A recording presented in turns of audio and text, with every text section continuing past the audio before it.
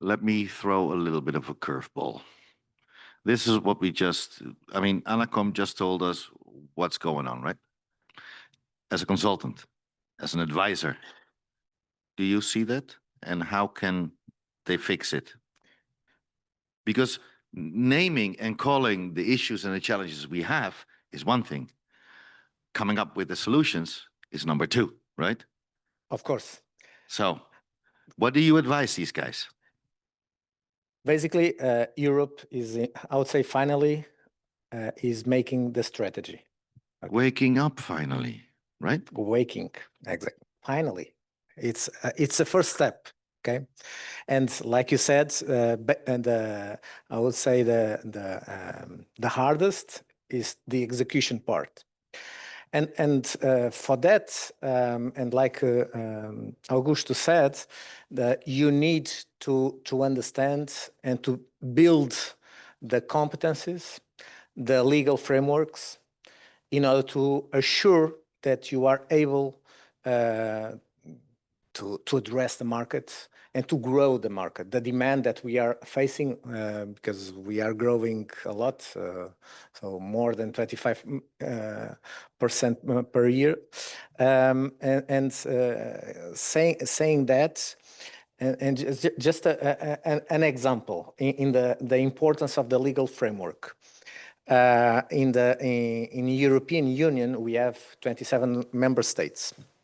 And we have more or less 25 different ways to understand resilience in each country. Okay, so that's one of the issues of the directives. Reason why we are starting to work in more on regulation in more of those things. But pushing here for Portugal, we need to address, and I was discussing in the lunch with a person that managed here a big, probably the biggest data center in here, and he was telling me the Carlos, where are you? The challenge is that they are surpassing on the permits. Okay, we were discussing precisely on those. So, and when you want to surpass that, you need to understand the flow. You need to understand the local laws that are different from the other ones. So the government, the regulators, they need to lead things. They need to change the things. And they have to get the gut, otherwise the other ones will have it for them. And and we were precisely discussing, if Portugal, for instance, as an example, and I'm a Portuguese, and I would like to, like I've said, that Portugal would be the best country in the world. If you want to achieve that, we need to change the way we do things. The regulators need to understand that we are one country in the competition with the other ones. Otherwise, I would say the companies that want to come here, they go to the Spain, Italy, UK, whatever, or even outside. Having said that, and I think Portugal, in fact, is willing to do that. The things are changing. The way we've done with Start Campus, I would say, is the first mover. It's not the advantage for them. It's the first mover blocker.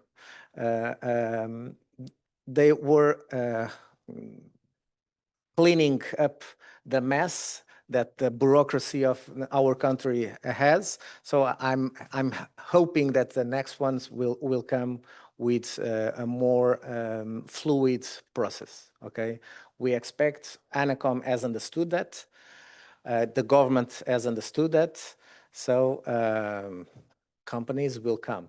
Okay, again, Portugal needs to know how to sell them. I remember my conversations with Start Campus some years ago, where the foreign companies, they thought that Portugal didn't had connectivity inside of the mainland. Okay. Whose fault is that? Portugal. Thank you. Okay. And again, because of Start Campus, that has changed. So let's do it. My consultancy is precisely helping companies, pushing not only the Portuguese companies to help them promoting themselves, to like the foreign companies to understand better how is Portugal, what are the right paths to build their businesses in here. Yeah, because of what I hear, and then Luisa would love to come to you because you overlook the digital ecosystem actually, so you know exactly what's going on. But what I sometimes hear, and if I may be a bit, I hear a little bit of finger pointing, you know, if it is against the ANA, for instance, or it's back, in a good way. But sometimes that is not. Let me put it like this: sometimes the solution is because it's all communication. Sometimes it's also that we need to explain it in a certain way, you know, that it is doable, that they believe it, that they see the point, you know, because, for instance, Anacom has, they have to do with all the rules and all whatever there is, you know, and which is not always easy. But on the other hand, it is like, okay, but how flexible can we be? So as I started this morning, have a cup of coffee with each other and discuss it, what is possible. And that could be a very good starting point to move. It's leadership. Is that some cooperation? But it starts when you surpass with leadership. If you have a leader from the government or even Anacom, and sincerely, Anacom is pushing a lot on this, grabbing and to grab a coffee and in a table. And that is important to surpass this. Start Campus was only able to do that because of that. So it's a proof of concept. And in certain ways. Yeah, and right? Portugal is a perfect country to be a proof of concept for pilots in Europe. I have sometimes the impression, and I've been here already for a couple of years, so some people know this, right? And I got to know some people, and I got to know a little bit how it's moving. You have a diamond in your hand, guys. You do have a diamond here, and make sure it works in a reasonable, fast time to market, because you have an opportunity, which maybe only 2 other countries in the world have. 2. In the world, 193 countries in the world. Grab it, partner up, you know, and make it happen. Sometimes you have to put, you know, a little bit of water to the wine, you know, but drink it together, you know. I'll start with coffee again. Anyway, Luis, overlooking the digital ecosystem as a whole, right? You know what's going on. Where do you see do you see the same challenges, or do you see, let's say, some other challenges, or what could we actually, or how could we address it? At least to address it, not to solve it, but at least to get there to address it. What could be? What are the possibilities? Well, Eric, thank you very much. Just a comment about the diamond and the Portugal position in Europe, in the world.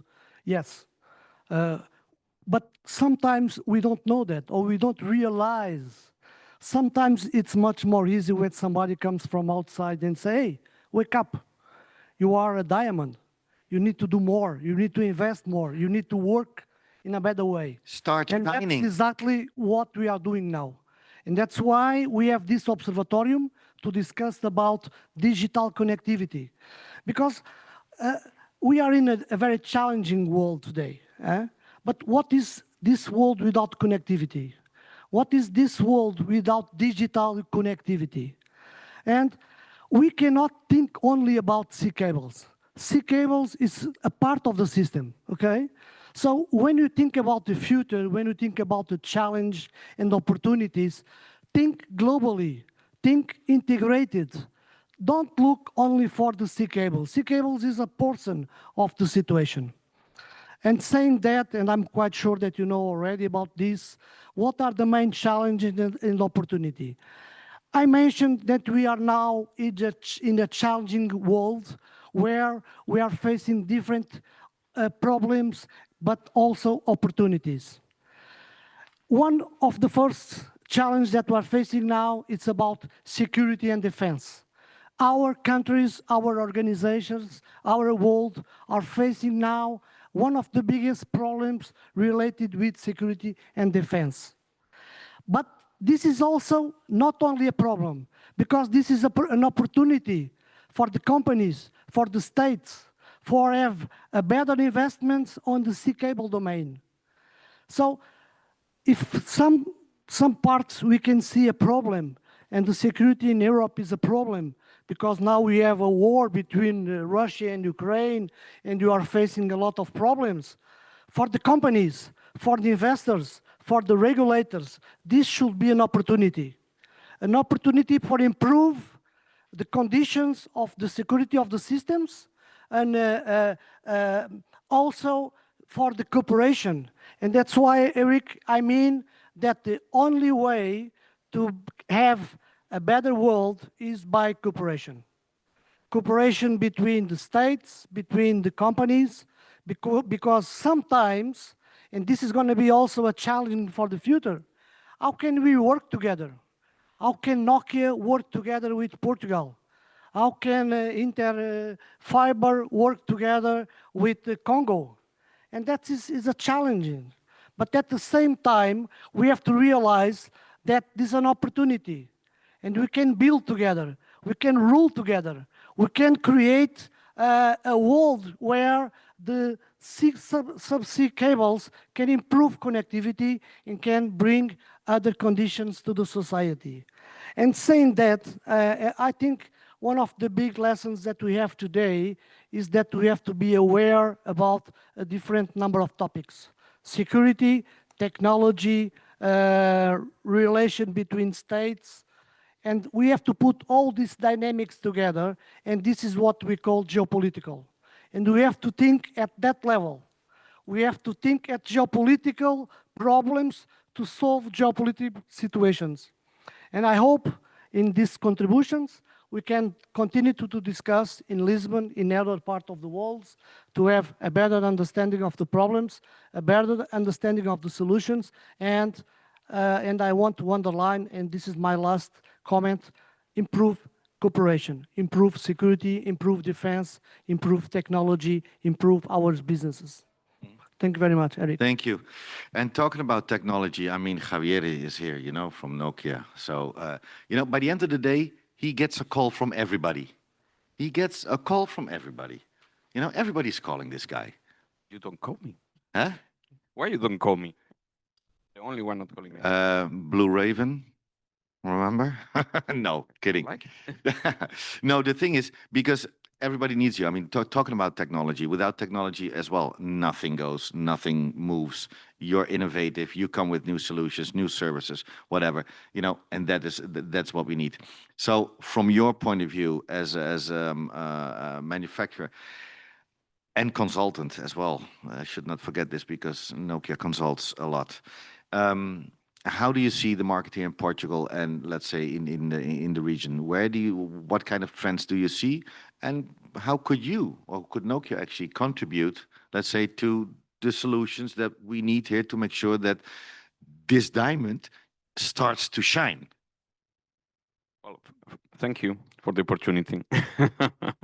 I will start by saying that we, as Nokia, we have a large operation in Portugal. We have an R&D, research and development department of 300 people. One of the most advanced optical labs in the world is here in Lisbon. And a lot of our technology, especially in the part of this in the Subsea and also the network management systems and advanced software algorithms that we use in our products, are developed locally with Portuguese people. So this is check. Hope you like it. And then let's start talking about the market. And I will come back 10 years ago. 10 years ago, Portugal has been always been a very important point for telecommunications in the world. From telegraph to submarine cables, digital submarine cables, analog submarine cables. But 10 years ago, I was shocked when I realized, doing a small study, that there is a cable, very important cable at the time, coming from Africa. Now it's becoming legacy, will be retired in 2 years. It's ending in Portugal. How much capacity do you think coming from Africa? And it was nearly 80% of the African capacity in the West Coast. Ending in Portugal, how much capacity do you think went into the country? Well, it was 0%. Because the model, the business model, and it's not related to the technology, it's how the investment was made, how the investment was meant to be monetized, made it much cheaper to just jump on another cable and go to London and Marseille. So, just to say something, Anacom could have changed that at any time because the contract allowed the regulator to dictate conditions. But of course, it's like, wow, I'm entering with the big scissors here, I'm gonna break something. It's big investment, it's national strategic investment, so it's difficult. Then I would say that, well, the thing has changed, but not because of Anacom, I would say, or because of the carriers, or because of the vendors. It's because of the OTT guys. And they say, hey guys, I'm hyperscaler. I cannot just pay for the patch, for the 10 gig, for the 100 gig, for the whatever gig. I just need 5 pairs. I need massive capacity, and I need them in the data center. I don't need that in the station. So they say, okay, and incidentally, I have the money, and you don't. So slowly, they are imposing some conditions that for the market are fantastic. Because it's like, okay, maybe I'm doing less money out of the cross connection, but the massive amount of capacity that is coming, and is also coming next to these guys, because these guys there is not only their fibers, they're also selling fibers to other carriers. The amount of capacity is huge and goes into the territory. Maybe they simply just go to another country, but others will stay. And you can see that because why else the kind of data centers we're seeing being built in Portugal are happening? Because they're needed. Why Siemens is happening? Because it's useful. It's because the model has changed. And I think we should thank the hyperscalers for that. Even especially from a government perspective, there are other things that maybe should be improved or not. I don't know. This is not my line of work to judge.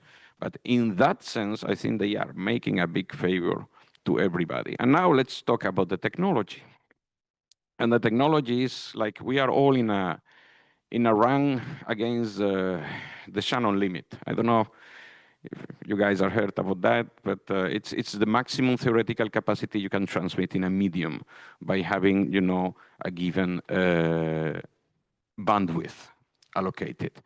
We are coming very close to this Shannon limit, so we have to start finding ways, smart ways, to be able to transmit more capacity into a limited medium. And when I say a limited medium, terrestrial is okay. I can put zillions of fiber pairs if I want. I just learned that a massive hyperscaler in the US, they plan to lay 200,000 fiber pairs in the US in the next 2 years. Because they're running out of space, they need to completely redo the network. But you cannot do this in submarine.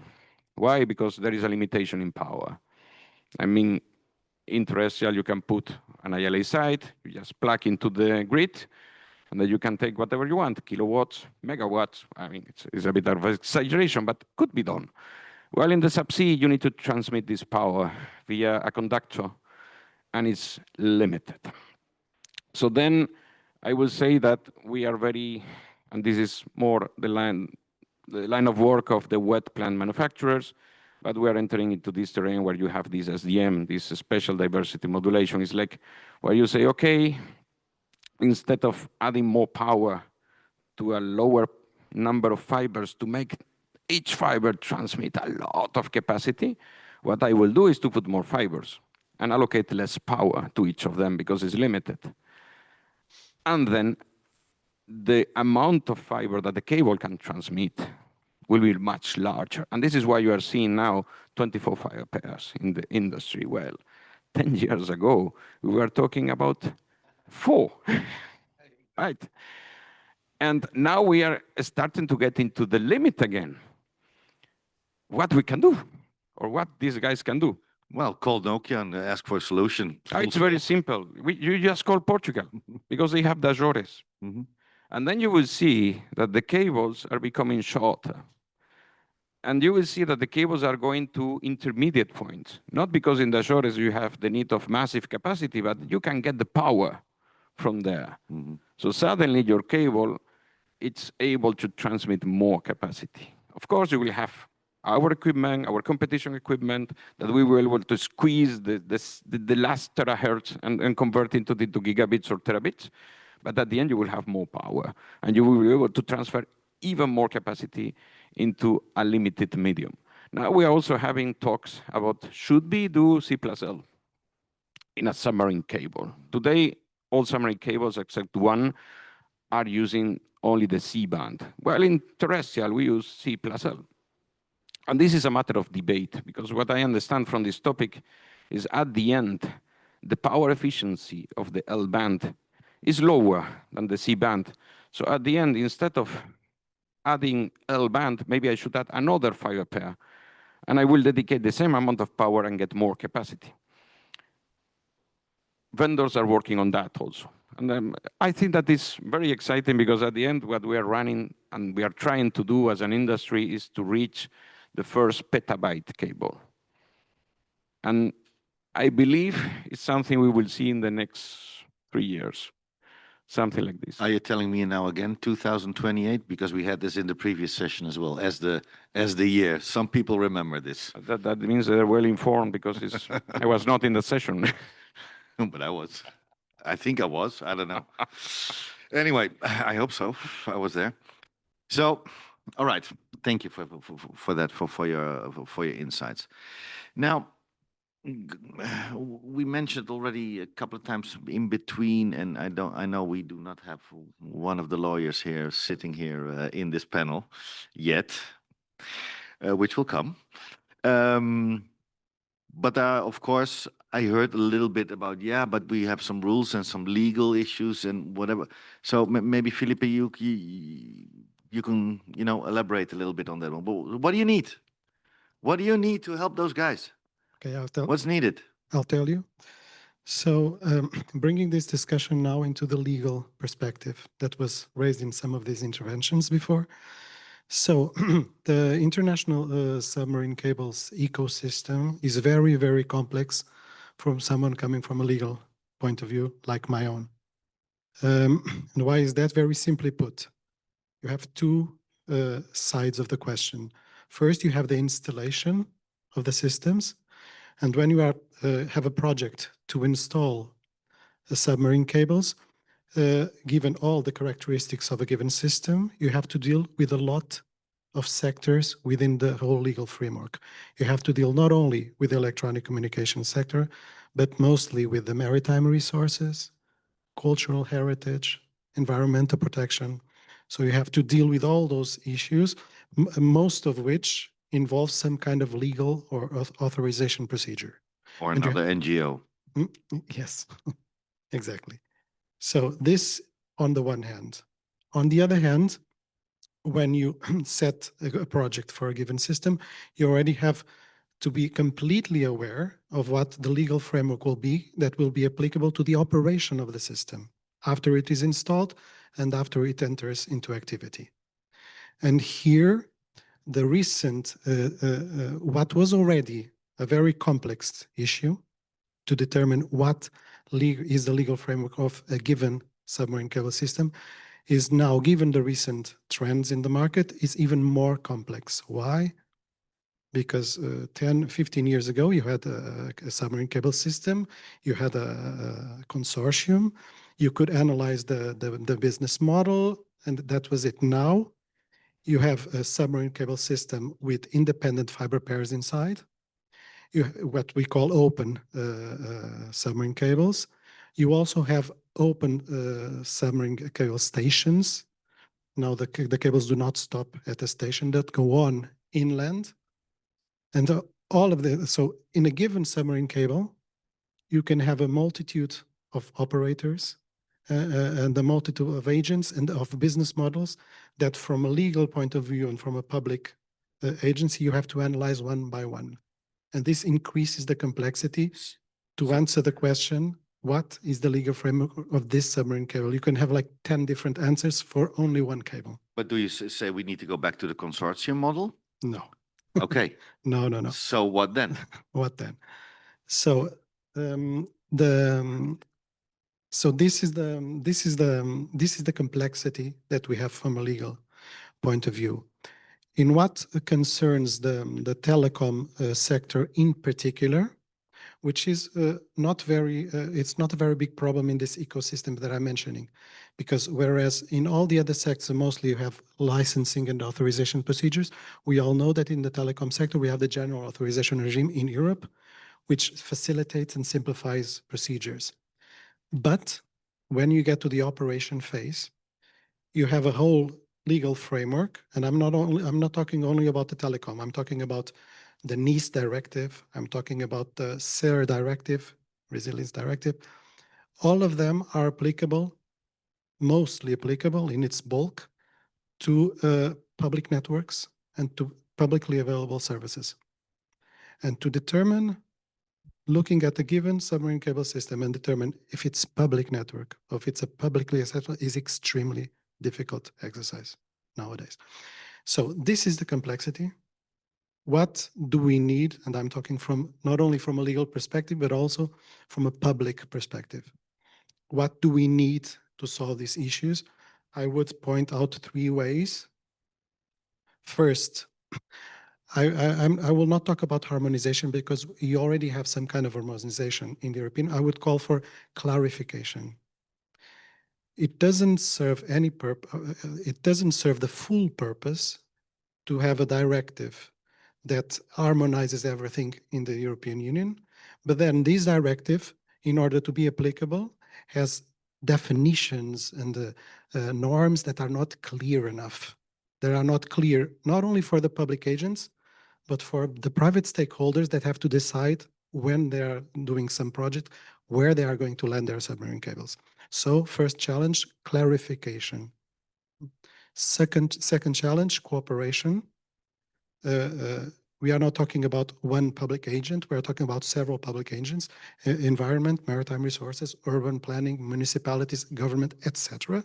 So we would have to increase the cooperation, not only at a national level, but also at an international level, because that's very important when we are talking about international submarine cables that land in several countries. And the final challenge, and this is very important, Rui and Augusto were talking about brains and the retention of brains. From my point of view, I would just stress the need that there is not only a need for brains in the private sector, we also have to have brains in the public sector. It is not Pay them. Hmm? Pay the salaries. Exactly. You cannot ask the government and public agencies to run as fast as the market does and as technology does if we do not have matching brains with the private sector. So a need for expertise in the public sector is a very important aspect. I understand. I just mentioned pay the salaries, get them on board. Okay. But the thing is also, make sure you get them on board. You see my point? It's sometimes what I have the feeling and that's what I mean with a little bit finger pointing. Yeah, but I don't have this. Yes, but. Well, you know where the but is? Sorry, but with double T, it's here. I need solutions. We need to move on. We need to move, and we need to give sometimes. You were mentioning, I was throwing the curveball. Was the old consortium not better? Because what did we create? Or didn't we create? Let me be nice.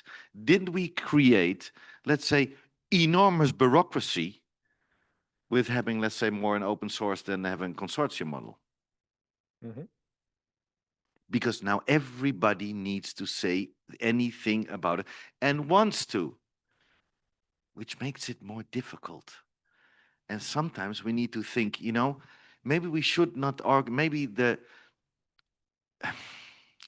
fuel is good, but maybe we should use a different fuel or a different go electric, because by the end of the day, it makes everything easier Eric, on the long run. sorry to Oi. interrupt you, but if you don't work as a consortium, what happens is what happened in 2023, where 60% of the cables in the submarine cables were managed or participated by the biggest hyperscalers, the ones that have the biggest muscle to do that, to manage the huge investments and the bureaucracy to handle. If you don't work in a consortium with European companies, with the government, with the private public sectors, and this kind of communities, with, again, with the strategical push, with the funding in European funding strategies in a cross-border, like Luis said, in a kind of working of the geopolitical arena, with this strategy, only the biggest ones will prevail. Okay. So do you agree with me or not? I was the first one. You agree with me. There you go. Before I come to you, Augusto, Javier, I would is like this to, the case? I want to say something about how consortiums evolve and where are we and how I think things will move. You know, consortia started because a single reason is there were no alternative operators. You only have incumbents. So you wanted to do phone calls. It was phone calls. You want to do phone calls from country A to country B. Okay, then we build a common infrastructure. I'm the incumbent. And we count minutes. And we balance minutes. You send me minutes, I send you minutes. It's bilateral. We do the half circuit. And everybody is happy. No, but I mean, it And was we come together once a year in Washington and we discuss it and make the deals, right? That was the not old only in school. Washington, also some nice places too. Other nice places. Well, then we move into the world of capacity, and then liberalization came. And suddenly, hey, I can have, instead of talking to Mr. Incumbent that is really closing the door, I can talk to Mr. Competitor that might allow me to enter the country paying. And then you start seeing other consortiums where, okay, some stations are more open, others are super closed. Why? Because, guys, I will not put 50 millions in this consortium if you're telling me I'm bringing competition to my country. My board never approve. Well, in other places, it's like, guys, it's liberalized. We are paying, this guy is going to do this for us. Then came the age where the cable was going to the POP. And instead of, you know, okay, I get like one shot fee, which is large, but I send you to the POP in my country, and at least I have some money. Then entered the hyperscalers. And they started saying, you know, I will get one fire pair because I'm big and all of that. Of course, I'm going to bypass everything. I will pay you peanuts because you're lucky by having me. Your cost is dropping because I'm taking so much fibers that you guys, your unit cost is lower. And it's true, by the way.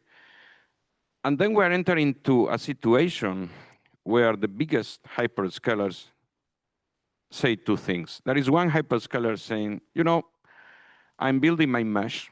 Now it's a mesh. And it's shorter cables. My cables. I will talk to somebody to land the cable for me.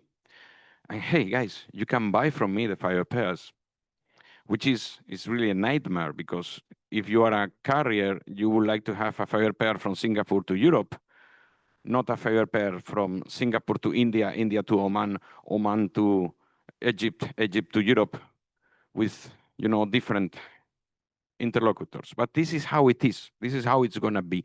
And then you have the other extreme is another big hyperscaler who say, you know, I'm in such a hurry, and I have some massive needs of capacity that I'm gonna build this massive system that will also be followed by other systems regional, 24 fiber pairs on a standalone. I'm not selling fibers. This is my cable. I don't care what they, because I have this problem. And by the way, they seem to think that permitting is easy. And just by having a landing party, that will work.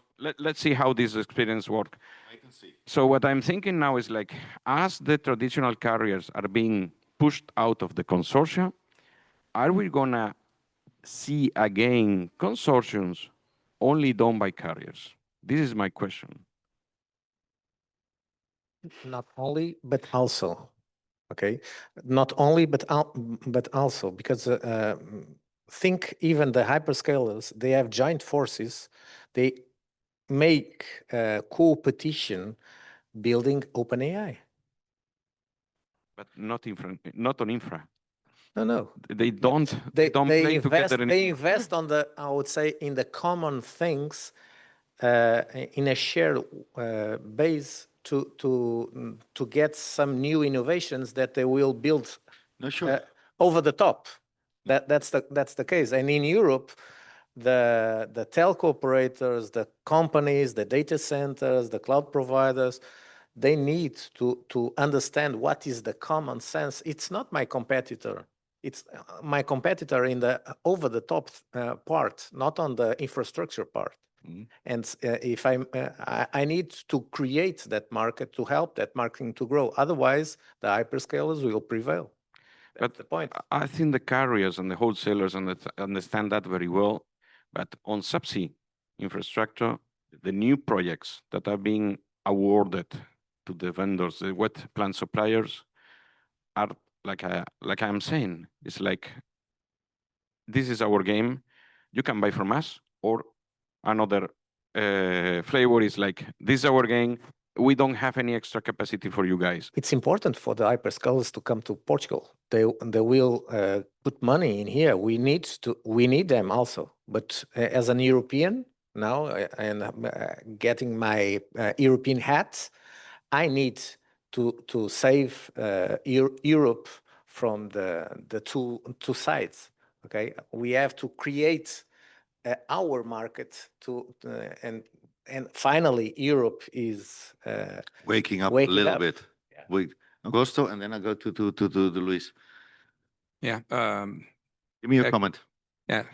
First, I think you must have bought shares of some coffee company in Colombia, because you mentioned that we should meet for coffee several times. So I invented a new term. At least that message came over right here. That's clear. We will start something new here. It's called Cooperation Over Coffee, which is coffee ration. So sponsored by Lavazza. Yeah. You know? For the coffee ration, the question is, who should we have at the coffee table? As a regulator, to what stakeholders should we actually paying attention, and how do those stakeholders relate? And a regulator has actually the duty of balance the national interests and the investments from the private sector. And the thing is, I have a small story. I was in Berlin a while ago, and I was discussing with Deutsche Telekom about their investment plans over traffic capacity that they would be needing for the next years. And there was also Microsoft there, and I can mention it as hyperscaler because it was public. It was on the web, so I can refer clearly who they were. But two questions arose. One was, well, about a flap, the flap-based system, and concerning Frankfurt. Since the north routes now are under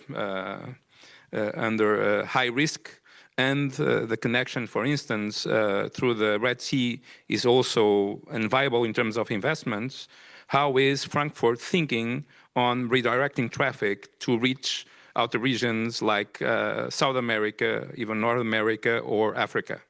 And obviously, they started to consider Portugal and the Atlantic coast a viable option, as long as they have inland capacity. Then we connect it to whatever sea route. We have a south route. Exactly. And that was very clear. The thing is, Deutsche Telekom doesn't want to invest. They say, well, we will just rent capacity wherever there is, which means that because to think about European resilience is not our business. So I cannot support my investments over anything else than demand. But European capacity, sovereign capacity, needs that, new network design. So the thing is, when we say about funding, I see cooperation clearly, consortiums created, but not only between privates, but between privates and public investment. The strategic corridors, for instance, who is going to pay, for instance, if we consider that Europe needs a new concept of Euro ring to support diversity of nodes, who's going to pay for that? That idea, by the way, we had already, I think, how long ago? To have this ring about the European nodes?